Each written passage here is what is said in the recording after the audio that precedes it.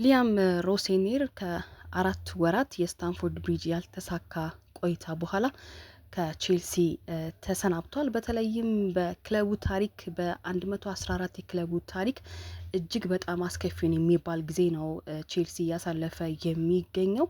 እንደዚሁም ደግሞ ያለፉትን የፕሪሚየር ሊግ ጨዋታዎች በሙሉ 5 ጨዋታዎች ማለት ነው ምንም ግብ ሳያስቆጥር ነው ቼልሲ የተሸነፈውና ይህ ምን ያክል አስከፊ እንደሆነ ማሳያ ነው። አሰልጣኙም ምን አይነት አጫውት ሊከተል እንደፈለገ ጭምር በግልጽ የማይታወቅ እንደሆነ በሜዳ ላይ በተደጋጋሚ የተመለከትነው ነው። ተጫዋቾቹም በአሰልጣኙ ላይ እምነት እንደሌላቸው ጭምር በተደጋጋሚ ተነስቷል። አንድ እንግዲህ የሀገራችን አባባል አለ፣ አፉ ይቀድማል የሚል አባባል። ይህም አሰልጣኝ እንደዛ ብሎ መግለጽ ይቻላል። በተለይም ከጨዋታዎች አስቀድሞ ብዙ ሀሳቦችን አወዛጋቢ ሀሳቦችን ይሰጣል። ከጨዋታ በኋላ ግን በጨዋታው ግን ውጤትን ይዞ የወጣባቸው አጋጣሚዎች ግን አነስተኛ ናቸውና በዛም አፉ የሚቀድም አሰልጣኝ ነው ተብሎ ይነገርለታል። እንግዲህ ወደ ቼልሲ ከመጣ በኋላ በተደጋጋሚ በሚዲያው ስሙ የሚነሳ ወይም ደግሞ ስሙ የማይጠፋ አሰልጣኝ ነው። እንደዚሁም ደግሞ እናንተ አሮጋንት ወይም ደግሞ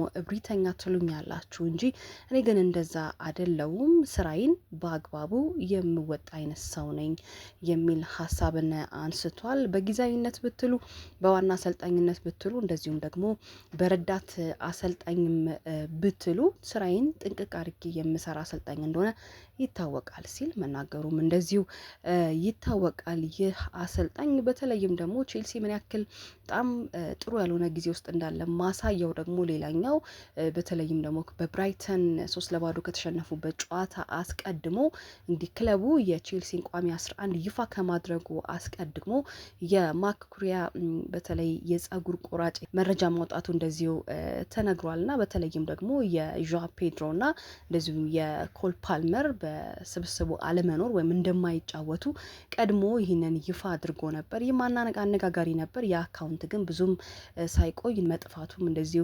የሚታወስ ነው።